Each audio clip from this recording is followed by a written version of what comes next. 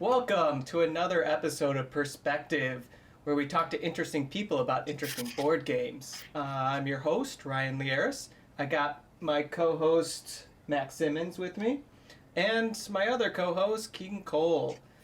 And, thank you for waving. We got a special guest today, Wusong of Wusong Board Games. Hey Did I guys. pronounce that? Hopefully I pronounced that correctly. That's correct. Great. Yeah, thanks for joining us. This week's topic is kind of more of just a chill topic. We're just going to talk about all of our board game journeys, kind of from start to where we are, what got us into it, what I guess led us to social media, doing this type of stuff, YouTube, whatever. Yeah. Oh, and Max apparently didn't have his mic, and neither did I, but that's okay because it was recording on my other mic. How prepared. It's okay. Pros. We're pros, as you So can see. pro. We've only done 25 of these, and we still cannot get this quite right from the start. But yes, Wusong, tell us, give the audience a little snippet of your board game collection here in your back. What you got there? I mean, Oh my goodness. it's a big mix here. Let me just. All right. I mean, you have everything here from, when you look up here, a lot of Roland rights from when we got into those a couple years ago. I think we bought about every possible one on the market. I mean, my wife just loved them, and so that was just like more incentive for me to add more. Okay. They're not going away either. There's still a lot more of them. Exactly. They're still great. And, we have some Five Tribes up there, Ticket to Ride. Where else do we have? Right here we have a few more kids games along with Honey Buzz right up there. So, Yeah, I just picked that one up. it's super good. We got some rival restaurants, and I put some food-themed board games over here with Chai and what do we got? Dead of Winter up here, Photosynthesis. We got Last Ruins of Arnak down here, Isle of Cats, Everdell, and Wingspan down here. So I try to kind of diversify it, and then we have some way up top there, but I just try to balance it out the best I can when adding to. Okay. And what's your what would you say is your favorite mechanism? Which one do you gravitate towards? I guess I should say. Starting off, I was a big fan of drafting and set collection. I think those were games that just were, very smooth to learn. They always went over good at game nights and games that my wife liked. So, games like, Azul, drafting those tiles and putting them in patterns and things like that. Those were some of those early ones that we really liked. I remember even thinking from the party genre early in our game night, Sushi Go and things like that. And I think more of late, I've started to like, engine builders have been a bigger thing. A lot of our favorite games are engine building games. Okay. But I don't know. I just, we played, let's see here. We played Deep Sea Adventure not too long ago, and our family loved that. So, those push your luck type of games are another thing that, we've kind of been getting more into lately. But we're all over the map. We're... So. Yeah. Is there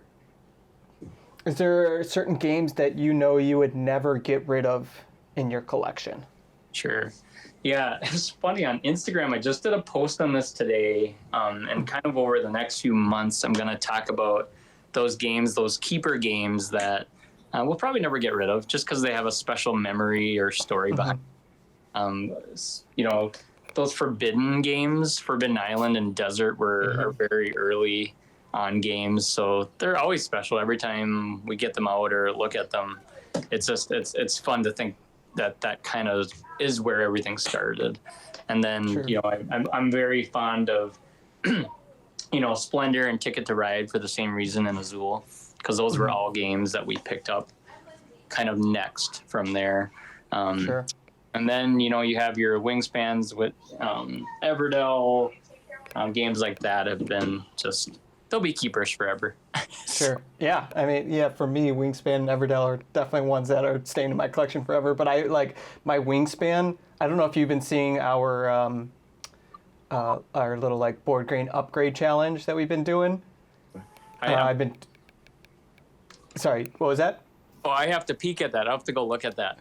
Yeah, we've been kind of doing this past month, doing like a board game upgrade challenge, and just anyone can just post of like all the upgrades that you've done for games, and I have Wingspan is probably one of my most upgraded games that I have. I have so much from it. I keep buying upgrades for it. Checked out.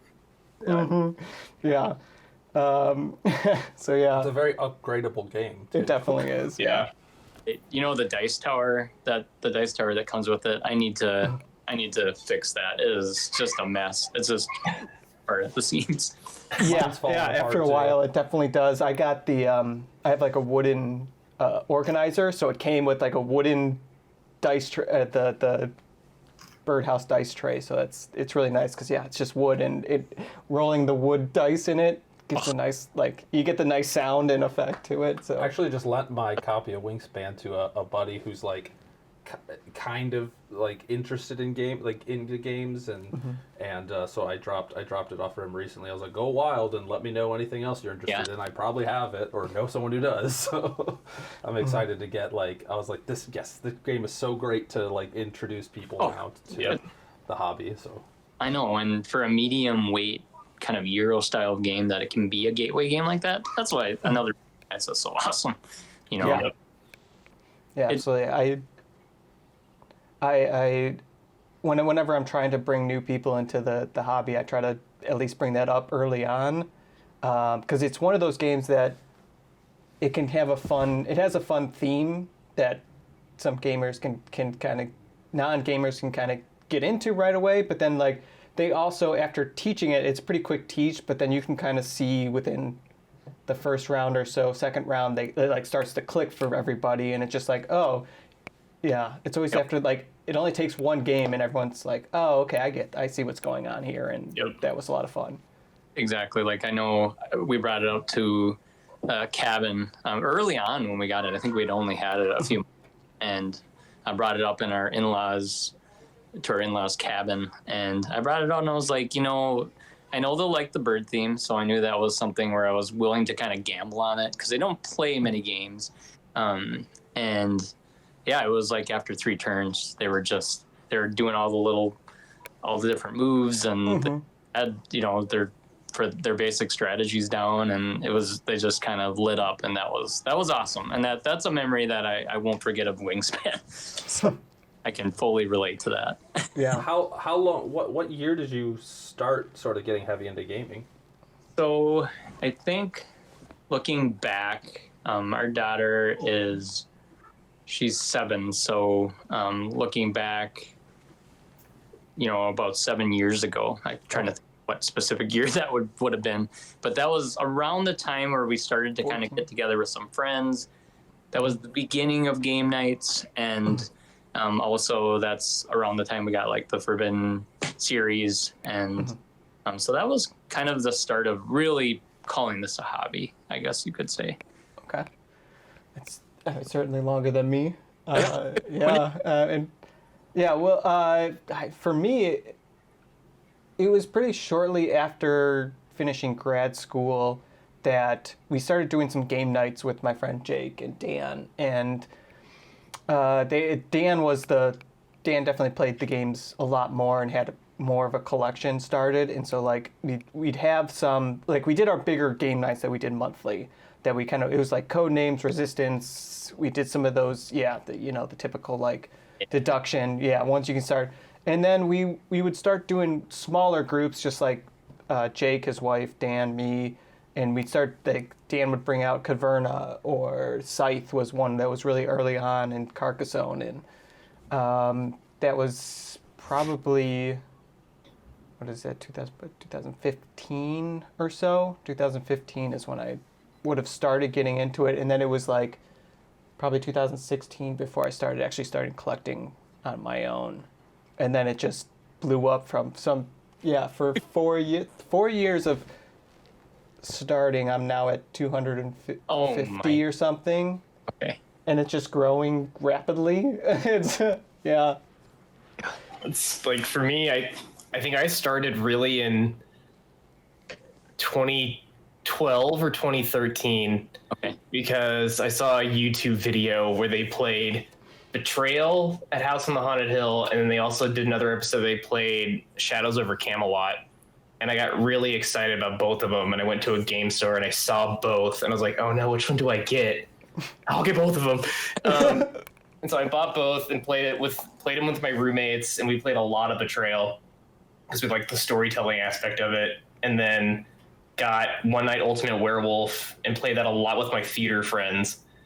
And then at that point, like, my parents started realizing, like, yeah, he's kind of into this. So then, like, when I would do theater shows and stuff, as break-a-leg presents, they would find a board game and buy me a board game as a break-a-leg present. That is the best ever. It was pretty nice.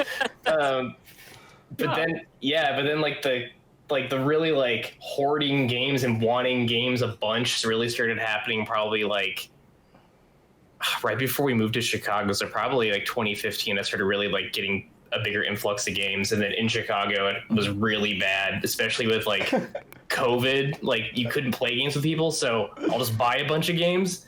Yeah. But I think I'm at the point now, though, too, where I'm settling down on bringing things in and not doing Kickstarters, because I'm kind of like, I know what I like in games now, and I'm really starting to like cater my collection instead of getting like the hotness or the new or being cult of the new. I'm like, I can look at a game, hear the rules, and go, I know this is probably not going to be for me or something that I want to keep.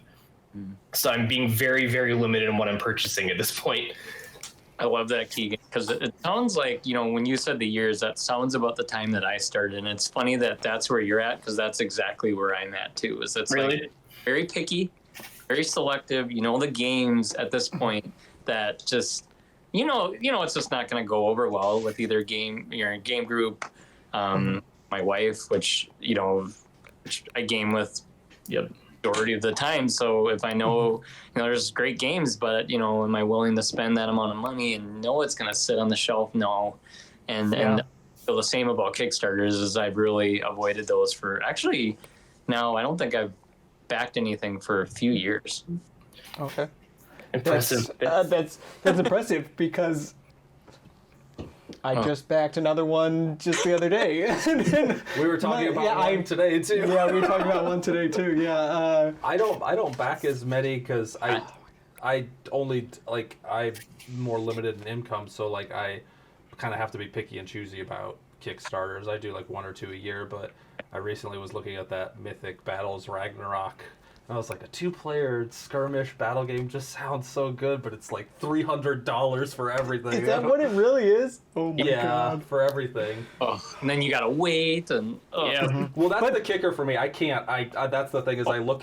I'm like, June of 2020. I don't even know what my life will look like in June of 2020. I can't. I mean, that's done. So 2022. June of 2022. 2022. You know what I meant. 2020 never happened. We're still in 2020. get it.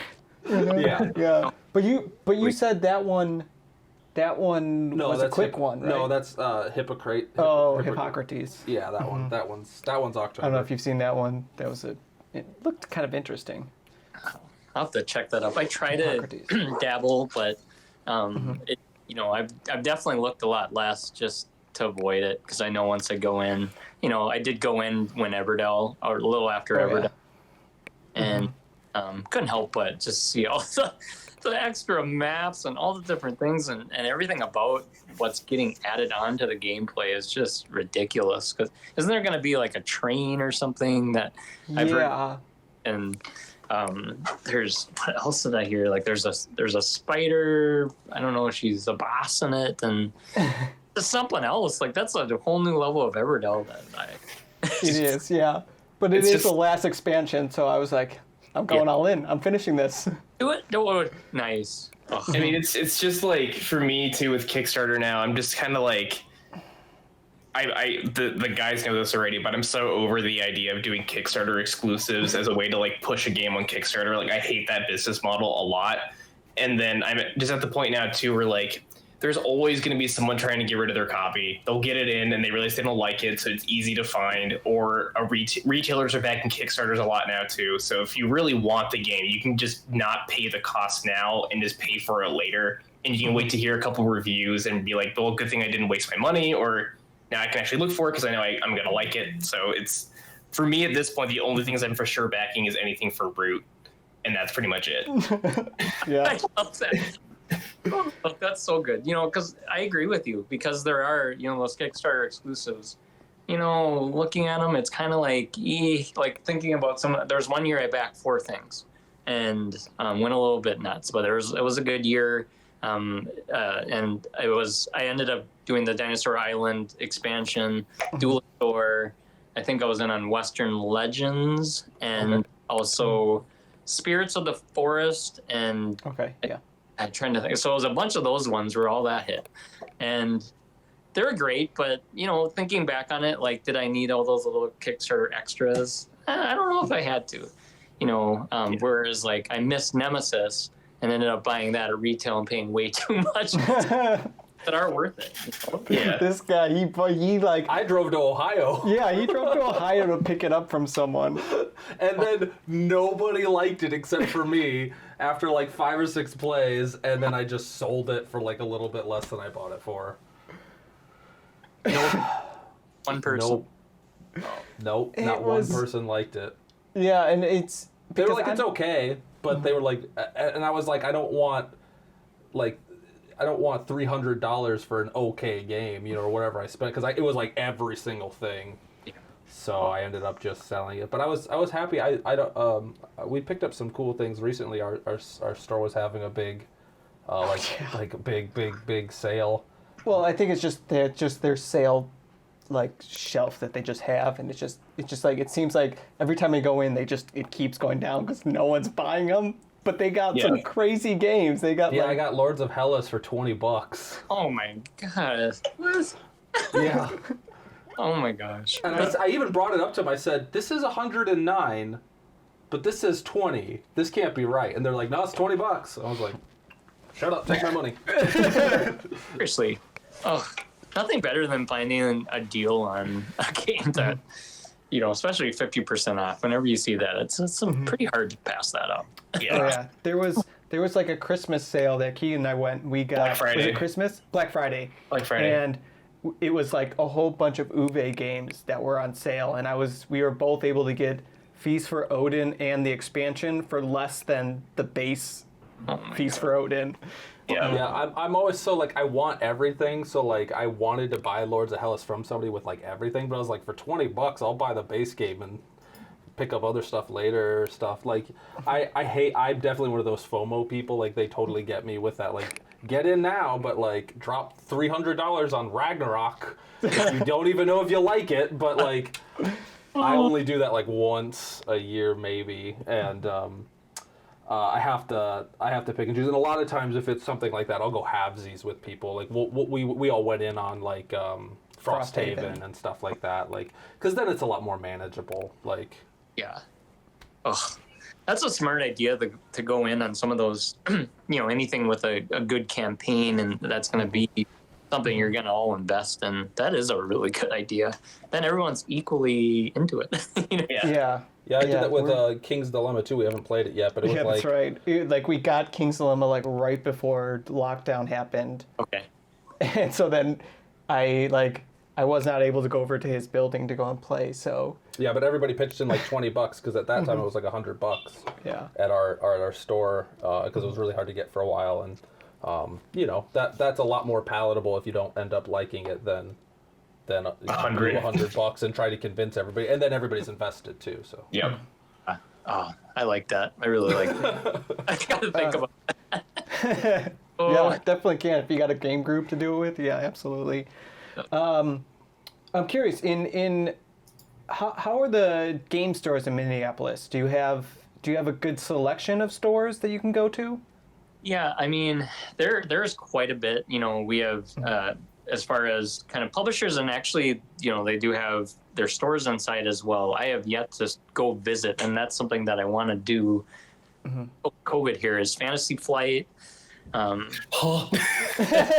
That's so that's one, and that's one of those that 30 minutes away type of thing. So there are a lot of, and I'm kind of, some names are escaping me. There's a few cafes with that you can go to that also have games, and then Games by James is kind of the big, more well-known one that's in most malls. I think there's 5 in the Twin Cities metro area, and they're pretty good. I mean, the one thing about them is there's never a lot of sales, but they do carry quite a bit of games. So when I go to the Mall of America, so I always got to stop in. I mean, I gotta give a shout out to Games by James, actually, because they hooked me up 3-4 years ago now, because the only way I found out about Root is because Jamie Stegmaier posted it on his Instagram page, and then right when we got back from our honeymoon,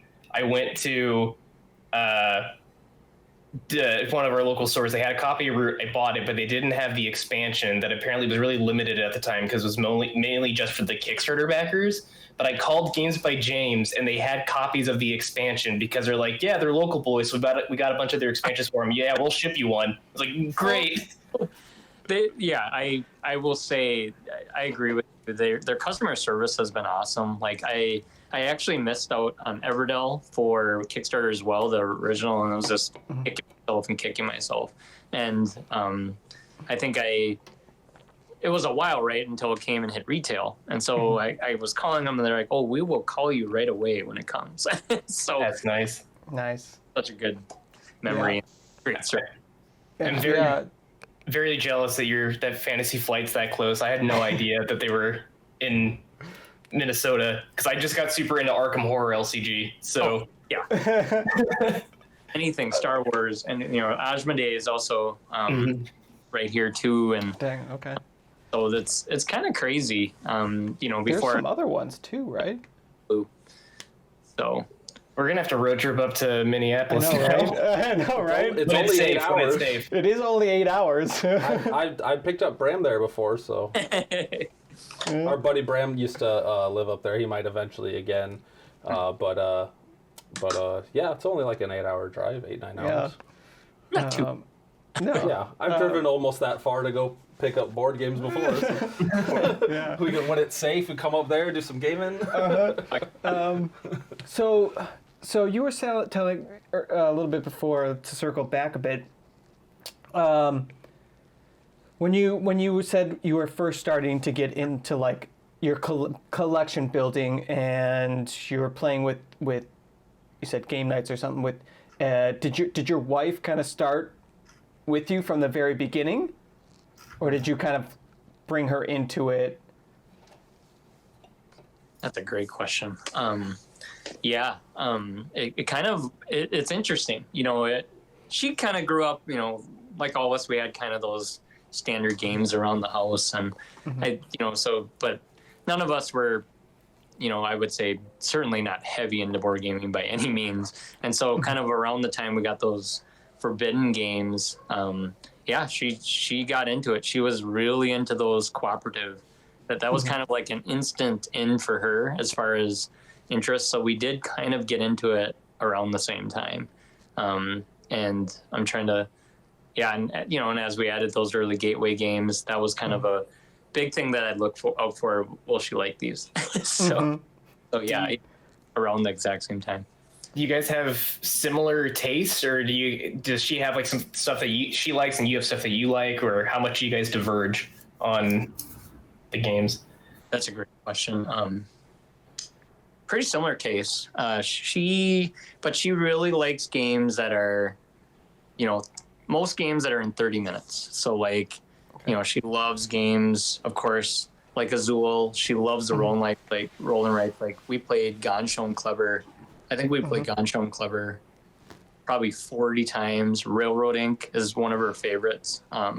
We played that so many times in the pandemic. Virtually too, but those are a few. And then Welcome To was one that she really enjoyed. She really liked Cartographers. I still want to get that one. That's on my list to get. It's so good. So good. Yeah, so good. Did you back the latest Railroad Inc. Kickstarter one that added like a whole bunch of stuff? Yeah, well, that's like kind of like I've been taking this break, and that was one that was like almost going to end that break. But, so I've connected with Luma Imports and doing some collaborations and things like that, and they're going to be sending them out for review. So I'll check them out at that point, and I will admit I'll already love them. I mean, those are just because I know how much my wife likes them, and yeah. I did follow the campaign, and I like all the little addition. Yeah, I went all in because it's always a hit at game nights that everyone just, because it's so easy and everyone's just like roll these dice and then just draw this little map and see what you can do, and people are like, don't look at my thing, I can draw my. It's just I gotta be careful. I got rid of quite a few of my like game night games because I was like, when am I ever gonna play? In like just a day of like whatever, I sold a bunch of them, and now I'm like, wait, the pandemic will eventually end. Where's that? Oh, well, Railroad Inc. is, we've done it virtually. That's definitely been one we've done virtually. We even early on we like set up a camera overhead for the dice and everything. Nice. Okay. Wow, that game, it was one that I really didn't think would. We had so many. I was like, we like it, but just with the dice, every game plays out differently. You could think you have a strategy, and then the dice can fall a certain way, and it just totally mixes up the gameplay, and your map can end up just a hot mess, or you can get it together. So it's that game's just been an absolute blast. So. Ooh, that just made me think of a question then too. Do you lean more towards as a gamer, as a tactical gamer, or as a strategic gamer? I was just gonna ask that too. More tactical. Okay. I do. I'm certainly not the best thinking 3 to 5 moves ahead. I wish that. Like that's me. Yeah, that's me. That's certainly, that's something, specifically that's why I think I liked Engine Builder so much, was kind of that long-term, especially thinking like the first play of Everdell was just so sloppy and the things like that. But that's why I liked it, because it was that challenge versus like our game group. We get, very competitive with each other, and they're very good long-term planners and strategy, So that's always been something that's so definitely more tactical for sure. Okay. Yeah, that's these two over here. That's for me. It's I need to like they enjoy some of the the Lacerda games, but it's usually me that it generally tends to click quicker. For bigger games like that where there is a lot more like strategy, where you're trying to actually just work out the mechanics of the game and how everything all fits together, I generally tend to pick up quicker and will win on the first gameplay at least, just because I'm just like, a couple turns in, okay, I got it. I know where I'm going several turns down the road. But for these guys, I know Keegan kicks my ass at the tactical ones, the ones with spatial awareness. Yeah, those I've always struggled with. Learn to pivot, baby. And I've struggled a lot with games that have a lot of luck, and ones that you need to like just kind of think in the moment on that turn, because I do want to just like try to math out the best possible solution I can. Yeah. And so when I get stuck in a position where like I just need to change up my strategy midway through, I struggle with, and they always kick my butt at those. And it is interesting how everyone has kind of their skills in areas. Like my wife has always been known for picking up games extremely quick, and she wins the first game of anything. She wins probably 98% of the time. So she's just very quick up rules and how the game works, and so that's just a very common thing to win that. game. That sounds like my wife. Yeah. Sundays are her and I's game day, and every Sunday I'll show her a new game just so we can get through all of her collection. So if I do a purge, I can say, you didn't like this one, right? I can get rid of this and be okay with it. And she'll always win a game first, especially any econ game. She destroys in economy games. Like, I love econ games, but she kicks my ass in those. It's just, yeah, and then we're secretly happy because they're liking the game, so it's Exactly. like I'm good with it. And that's one thing, it's funny that you're saying kind of get, as you're looking through games, what we liked and what, that type of thing. I know since we have so many games, it's like we play them and then we're moving on to the next game or whatever. And I usually do best when I play a game multiple times. And that's when I start to kind of get the hang of it, start getting a win, that type of thing. But we're always kind of flipping through games. So that's been challenging as far as that goes. For sure.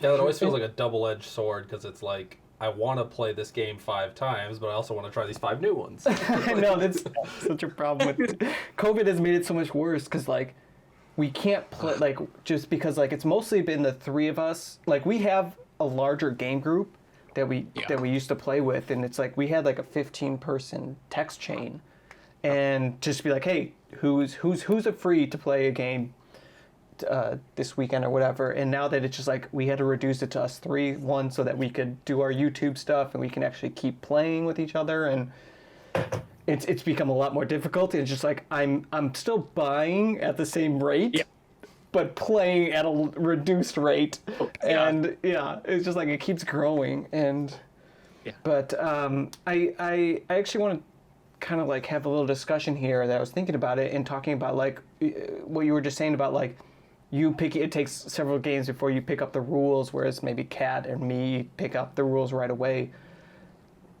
When, and I guess this is kind of for everybody too, to just kind of have this conversation of when in your, what we'll call it, our board game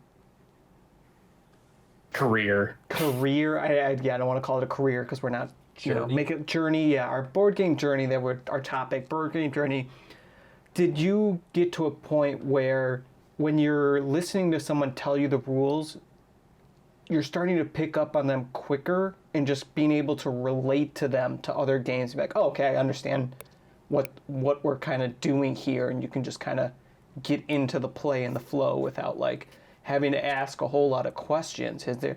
Do you remember a time where you start to recognize? I mean, for me, I don't remember the exact game, but I definitely remember, like, I think it was with Keegan. Him and I, like, Keegan was explaining a new game to me, and I think it might have been Lisboa, that it's just like he's starting to explain this game, and I'm just like, these mechanics, I'm like, okay, I start relating them to other games, and it's just like, it's coming quicker to me. And I'm like, wow, okay, so, like, I'm really starting to understand board games, and, like, I feel like I can actually talk about them in maybe like a professional setting where I'm actually like can relate and talk and actually analyze what's going on here. Did you guys ever have that moment or realization within your journey? Yeah, I mean, there's definitely been, I remember, early on, it was like, I need some 2-player games for our collection. So I think we started with, I believe it was Patchwork. That was the very first one. And then, I just think about, that when you think about those Tetris style type of games, and so many came years and years after that. But, when talking to my wife about some of these, like Cartographers has a little of that, Silver and Gold, all these different, Isle of Cats. There's just so many different games. So it's like I'm always kind of relating back to that. When we bought Calico, for example, I was kind of like, this game feels a little bit like Azul and a little bit like Patchwork. And so there's definitely those moments where you get enough games, and my wife does the same, where it's like, this feels like this, or that game. When you're looking at a new game, you're like, oh, that looks like a mix, or that sounds like that. So yeah, definitely there's been that. Do you remember how long before these things started to click for you? I'm trying to think, because Patrick was a few years in.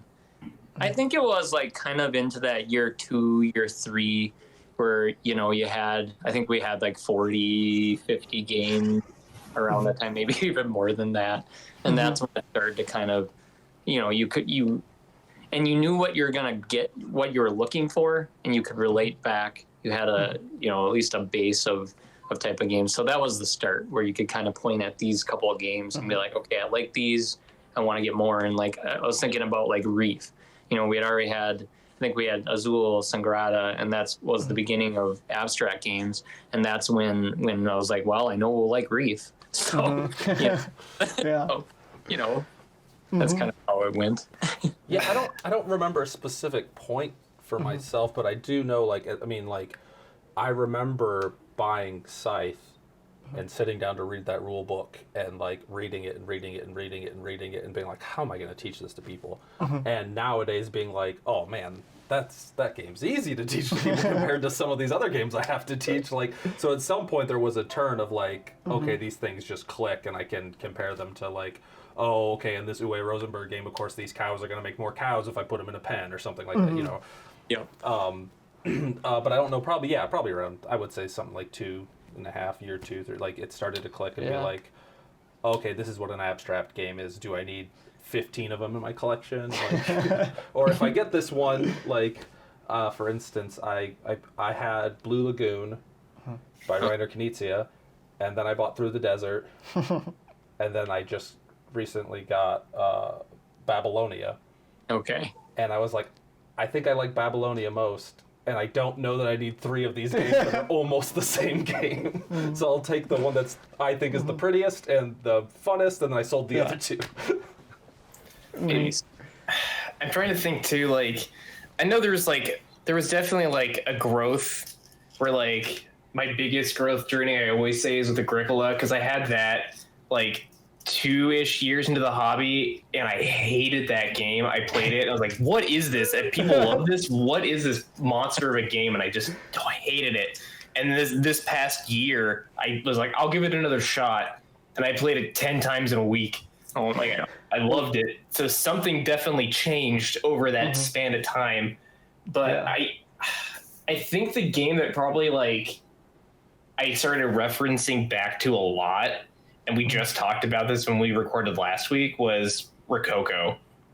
Because Rococo kind of, in my opinion, is the perfect midweight Euro game that gives you a dabble of everything. Because like it gives you area control with putting the dresses out in the palace. It gives you deck building and having to buy more assistants to put into your deck. It gives you a resource management thing while having to get like silk and deciding if you want to keep the like the actual cloth or if you want the thread or the silk. It has, you have to worry about your money. You have to worry about getting points. It gives you a little bit of everything to think about that we love in games in general. So for a long time after getting Rococo and playing that, like however many times when I first had it, I could start thinking with other games like, oh, this is like deck building like in Rococo. Oh, you have to get more spaces like in Rococo. So that became my first reference game for a lot of things. Okay. That's pretty cool. Interesting. Yeah. Do you have a, so I mean, I know we talked a little bit, I guess, do you have a game that, I think you were saying the Forbidden Island game sort of got you, or made you aware, is that the game that sort of made you aware of this insane world? Yeah. I mean, I would definitely, because like growing up, we talked about the family games that she's owned. And then I did get into like cards in grade school, Magic, Star Wars, and Star Trek, and party games. But, I wasn't ever really that into it. I even remember some friends getting together and, we were doing a lot of PC gaming at the time. And they would always go, let's go play Catan. And I had no interest, which is just, I laughed. And so, yeah, when the Forbidden games came around, right after, I think a week after I got Island, I started researching. I'm like, oh, there's Desert too.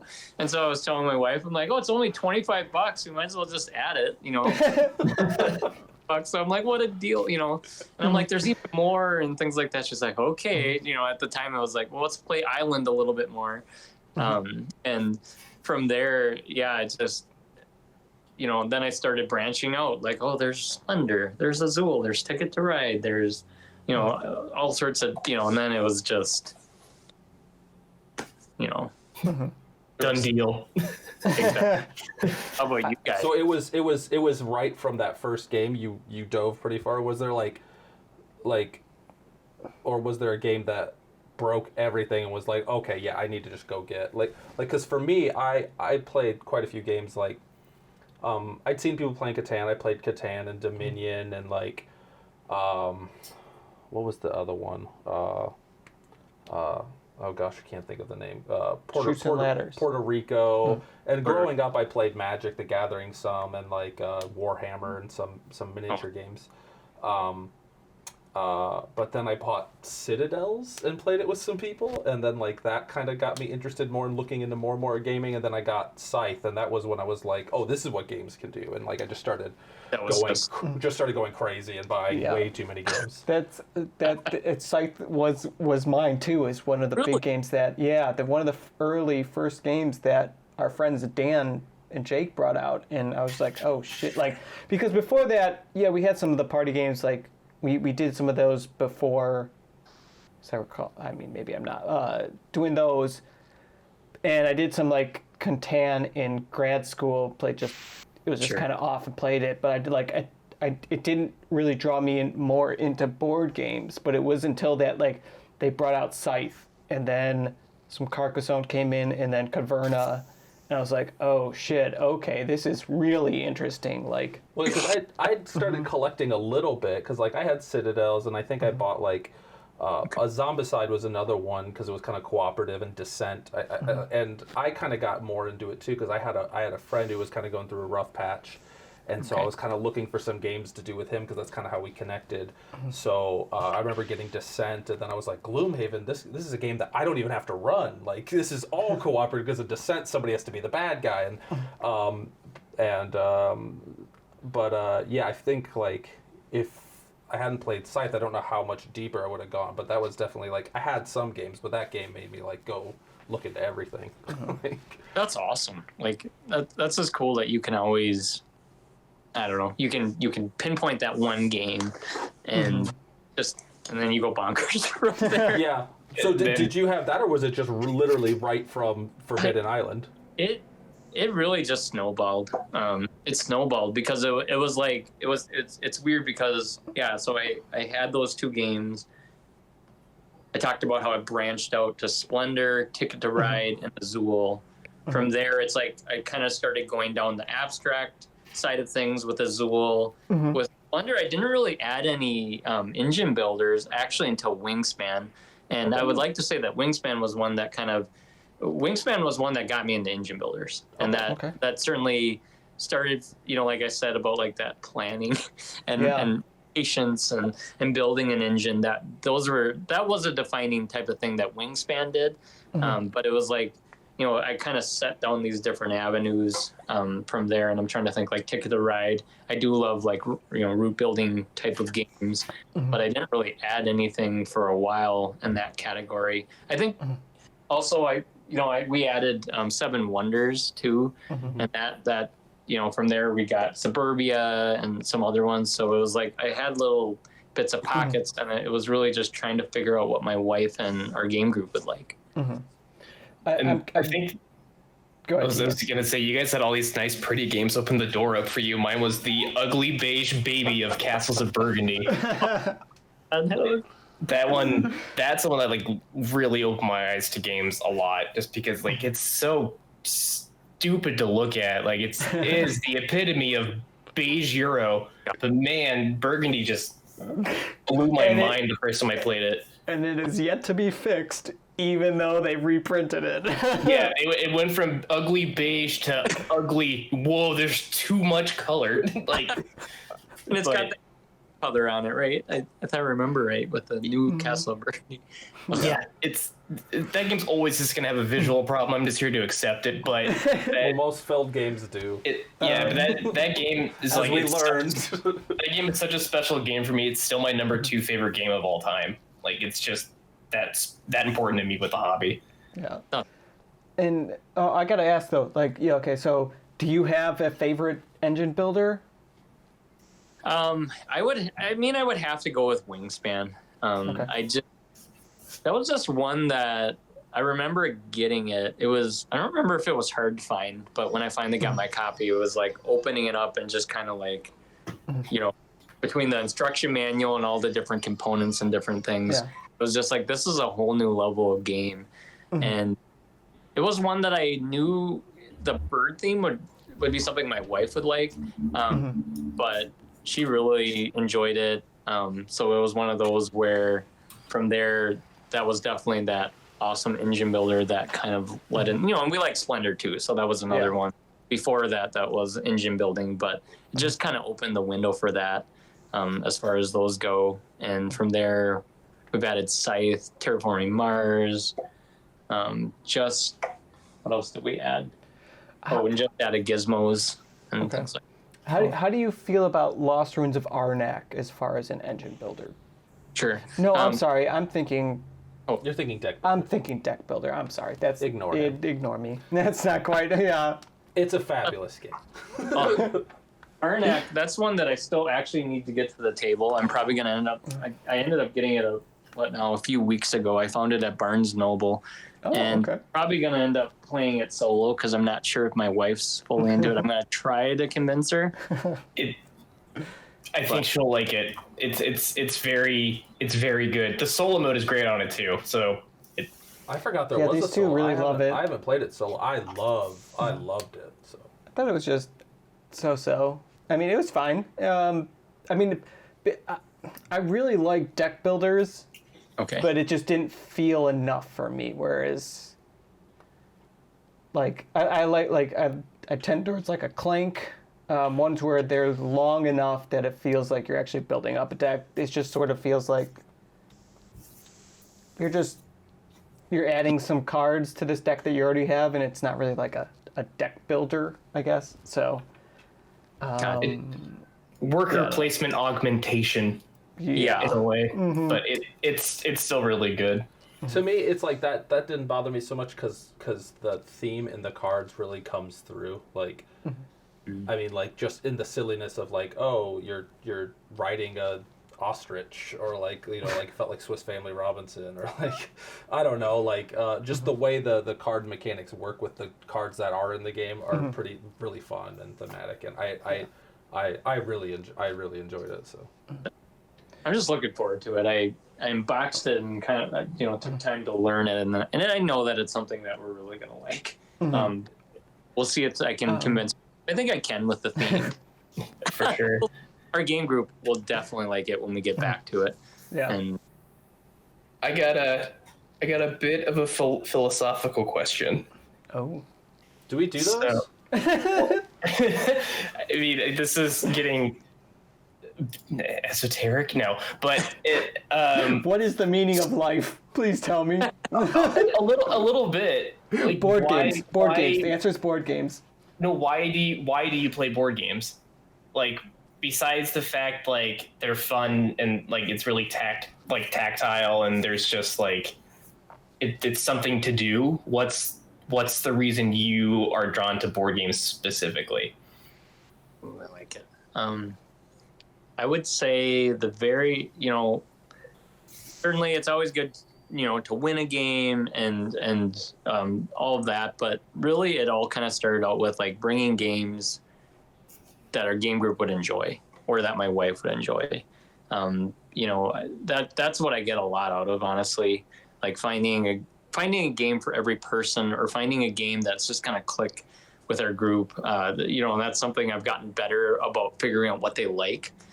So that's kind of my first draw, is like kind of making sure that I'm finding those games that they're really going to enjoy. And then next, I would say kind of that social side of it. the different types of strategies and just kind of having an experience type of thing. Those are kind of the core things that I would say that I just really enjoy, as far as playing and things like that. So yeah, 100%. I thought I'd be more of a solo gamer, and I have a little bit, but this pandemic's definitely taught me that like I'm definitely not as like one of the biggest aspects for me for gaming is the people. Like I don't think I would be this into the hobby if I didn't have the friends that I have, and like even had you guys not been around through the pandemic, like I think I would have been even less. So like I've done some solo gaming, but not tons. It's definitely the people and the social aspect, and I do love puzzles. I mean, my job mainly is a big puzzle of trying to figure out how to fix cars and stuff, and I like to do that with my brain. But at the end of the day, instead of spending half an hour to send up Praga Caput Regni and then play it by myself, I'd probably just read a book. So I think it's definitely the people that draw me into the hobby as well. It's very similar to me.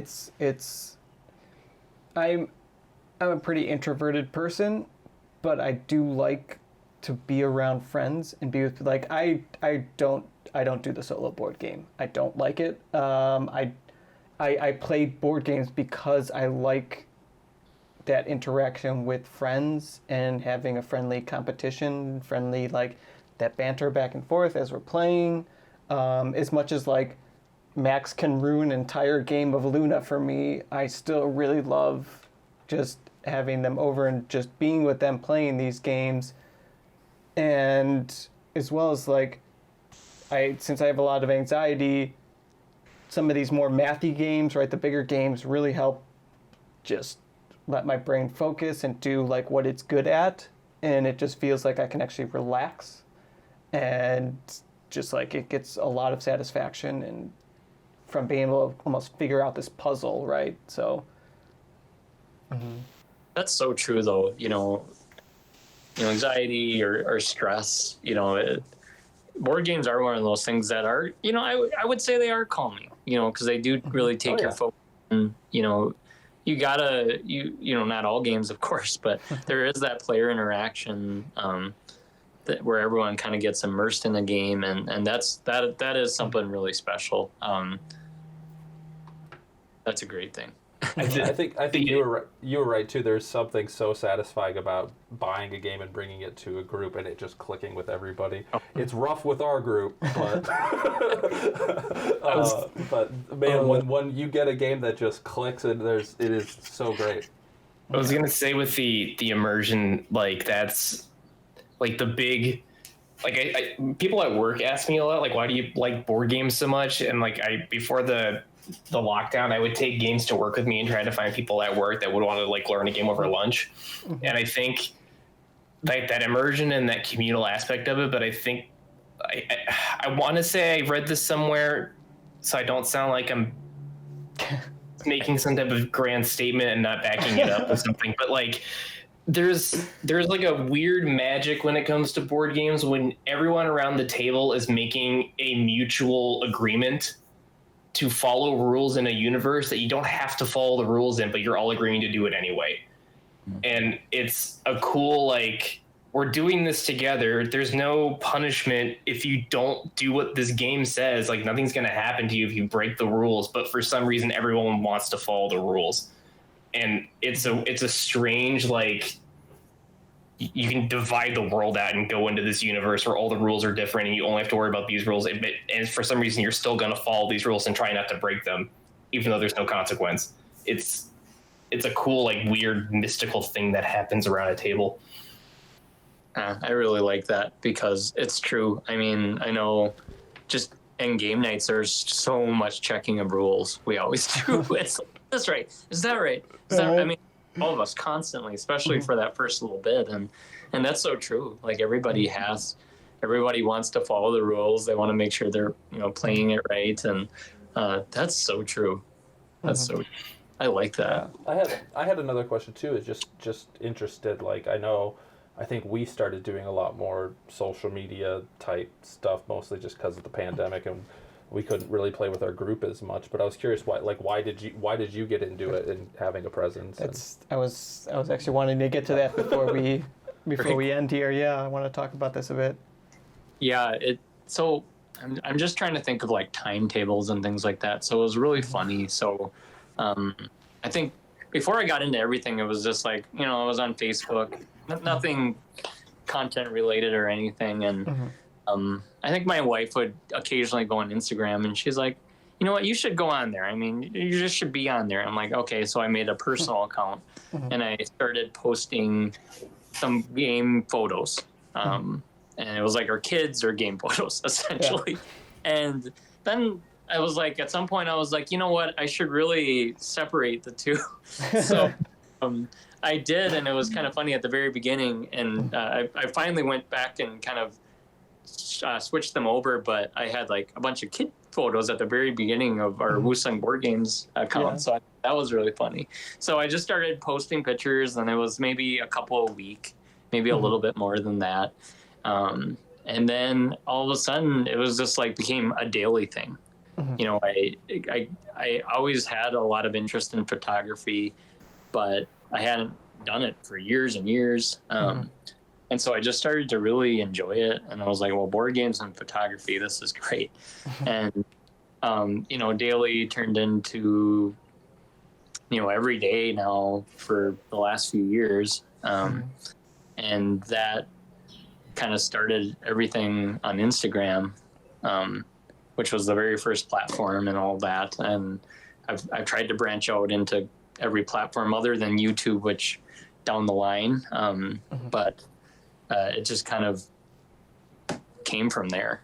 So it started there, and I love video work too, and so that's why TikTok kind of came into the picture too. So yeah, we've done two ridiculous TikToks. Yeah, check them out. Wait, I did friend you guys. That's awesome. Okay, yeah, I'll have to go look at those. There's a lot more of me. There's a lot more of him.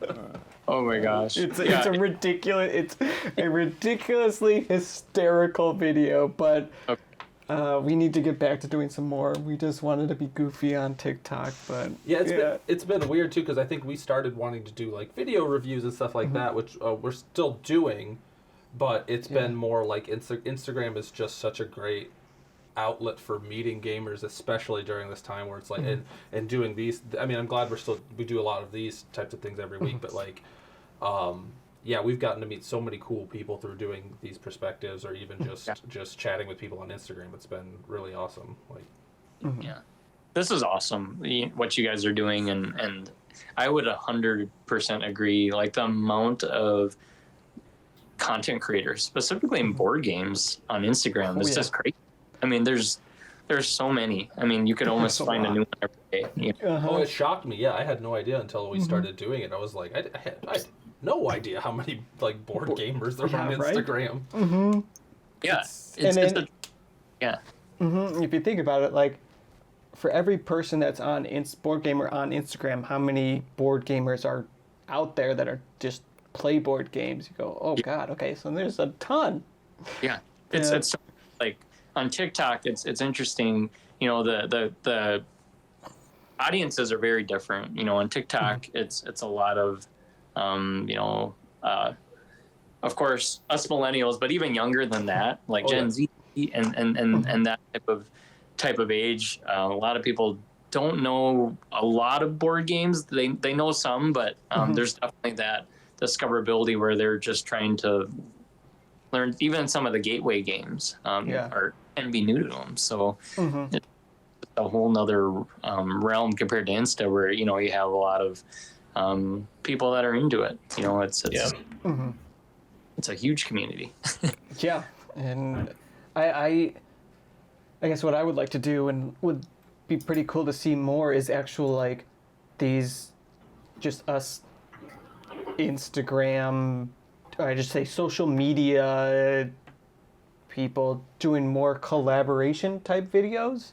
And if it's not maybe it would probably be better on, let's say, YouTube and in TikTok than Instagram, but like to actually do like collaborative videos of talking about games and would be interesting, right? Because it's right now it's a what's going on? Something's going on with Keegan. Yeah, right now it's like everyone's sort of doing their own thing, right? They're giving their perspectives. I'd like to see it where they can actually have conversations and discussions about board games and within reviews, right? And TikTok seems like a great platform to be able to do something like that.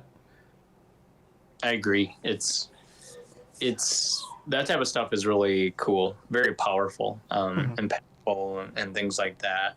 I know, and it's cool because like the TikTok world with board gamers and content creators is very small.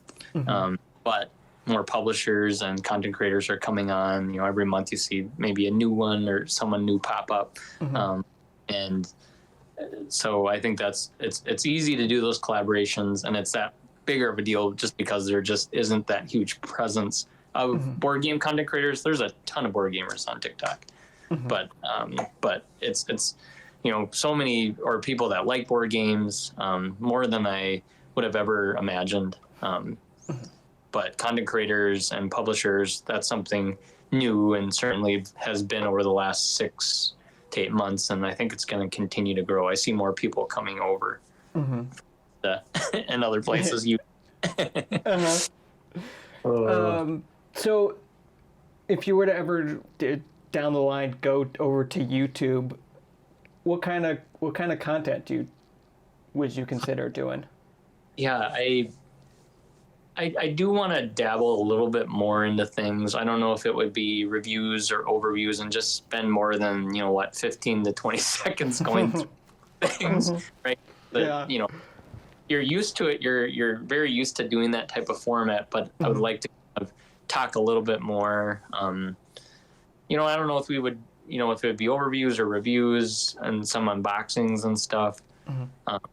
But yeah, that's things I've thought about. I want to get better equipment. I definitely need more time, which we talked about with the kids, to do a platform, because you guys know it way better. It takes a lot of time, I'm sure, on do videos and editing and all the prep.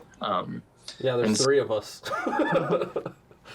Exactly. That's crazy. I mean, YouTube and podcast together is, that's a lot. And so that's some things I've thought about, but I want the time to be right. But I definitely, that's something that will be down the line that I definitely want to do. Yeah, for sure. All right, so we're about at an hour here. For a last question, have you been able to get your oldest daughter into board games yet? Has she been able to dabble in it yet? That's a great question. Yeah, she is. So she's 7, and so she's able to play quite a few games. She's all of our kids. It's so funny, specifically our oldest, but all of them have this immense. They have a lot of interest whenever a board game comes out. They're fun, but they're over. And so our oldest daughter, anything that we can play along with her, I say, do you want to come join? And she's going to say yes most of the time. And so, like, I was thinking specifically of, what is it? Spirits of the Forest, just a, light set collecting game. But one day she loves that game. It's one of her favorites. And one day I saw her teaching her younger sister all the rules and stuff. She's like, let me tell you about it. That's rad. It's and we just played the Key Sabotage at Lucky Llama Land as a family, and that was one that we all got really into. So she's really at that age where she can get a lot more games, and she's definitely interested. So that's been a lot of fun. Yeah, my son's turning 6 soon. We've mostly played like Rhino Heroes, the tower building one, but he really likes Point Salad. We've been able to play Point Salad a bit, which is like pretty simple set collection. I had to help him a little bit, but he mostly figures it out. And it's a lot of fun, but I can't wait to do even more. Like 7 years. In 7 years, you'll be able to have your son teaching your. Yeah, I friends. can't wait. I was like, when we had, we found out we were having 2 kids, I was like, yes, 2 more gamers, and like, they will be gamers. That's so true. Got to start early, get them interested, and then definitely. Well, my son sees my closet of games every once in a while, and he's like, "What's in there?" I was like, "Just you wait. Just you wait. You're gonna be really popular. You're gonna have all these games to play with your friends, and I will teach you all the rules." I come over and play the games, and they'll see the game shelf, and that's as good as it gets. Yeah, I can't wait. It's we're just kind of getting there, but that's awesome that you guys get to do that with your daughter. Yeah, she is definitely interested. It's fun because it's like I always wanted to make sure she really I never will be like, oh, it's just come on, I want to make sure that she wants to, and not we'll try something else. But that's also kind of one of those things where I wanted to try to find games for her too, and but we definitely have enough of those that she's into, so that helps a lot. That's great. Yeah. Yeah. Well. Thank you for joining us. This has been great. Would you like to tell everyone where they can find you, and if there's anything that you're got in the works that you want to let them know about? Just Wusong Board Games on Instagram and TikTok and on Twitter, and things are just. What's fun is we're on Instagram. I'm kind of going to be going over those games that are keepers and telling stories. So that's one thing upcoming for Instagram.